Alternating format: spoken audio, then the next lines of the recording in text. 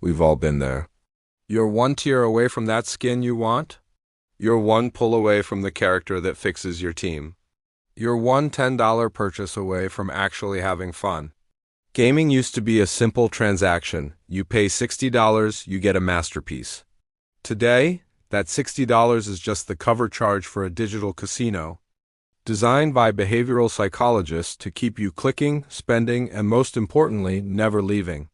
Today, we're dissecting the dark side of modern gaming, predatory monetization. We're looking at how loot boxes, battle passes, and engagement-optimized design are turning our favorite hobby into a psychological minefield. Monetization wasn't always this aggressive. It started with microtransactions, small, optional bits of downloadable content. But then the industry realized that selling a product once is less profitable than servicing a user forever. It began with things like the infamous horse armor in 2006, that evolved into map packs in the 2010s. Then came the infamous Star Wars Battlefront 2 loot boxes in 2017, which caused a massive player backlash. And now, in 2026, we're seeing $500 skins in games like League of Legends. Let's break down the key mechanics. First, the loot box. This is just a digital slot machine. You aren't buying an item. You're buying the chance at an item.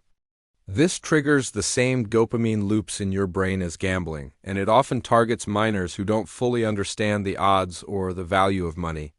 Then there's the battle pass. This weaponizes the fear of missing out, or FOMO. It creates a system where if you don't play 20 hours this week, the items you paid for the privilege of earning might disappear forever. It turns a fun hobby into a stressful second job, demanding your constant attention and grinding. This isn't just bad luck, it's math. Developers now hire monetization directors whose job isn't to make the game fun, but to make it sticky. They use proven psychological tactics to keep you engaged and spending. One of the most common is called the Skinner box, which relies on something called variable ratio reinforcement. It's the same principle that makes slot machines so addictive. You never know when the next pull will give you a big reward, so you just keep pulling. Another tactic is exploiting the sunk cost fallacy. Once you've spent $10 or 100 hours, it feels like you can't quit now or all that investment would be wasted. A core strategy for many of these games is to create the problem and then sell you the solution. Is the grind for experience points unbearable? They'll happily sell you XP boosters.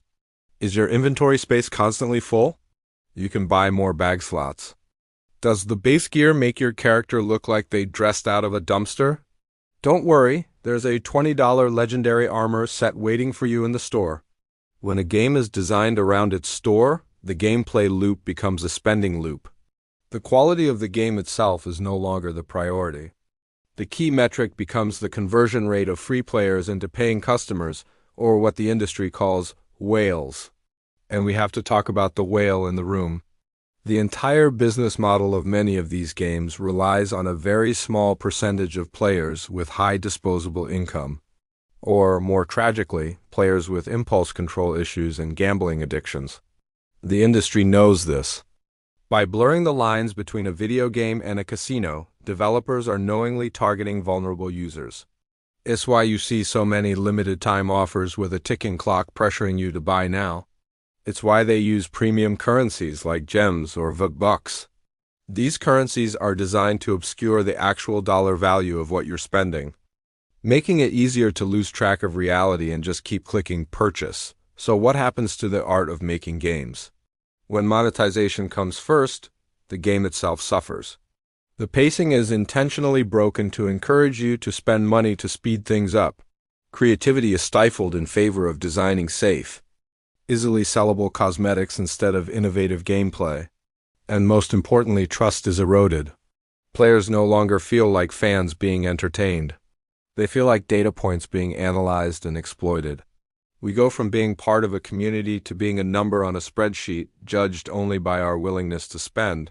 But we aren't powerless in this. Regulation is slowly catching up. Some countries have already banned loot boxes, recognizing them for what they are, a form of gambling. But the biggest power we have is with our wallets and our time. We have to demand better. We have to support developers who treat us like players, not like ATMs. We have to celebrate games that are released as complete, polished experiences, not as frameworks for a digital store. Because if we don't, the golden age of gaming won't be remembered for its incredible stories or its breathtaking innovation. It'll be remembered for its confirm purchase button.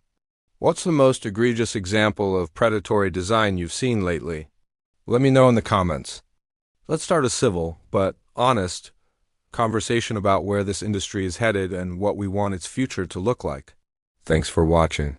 If you found this analysis helpful, hit that like button. It really helps the channel fight the algorithm. I'll see you in the next one.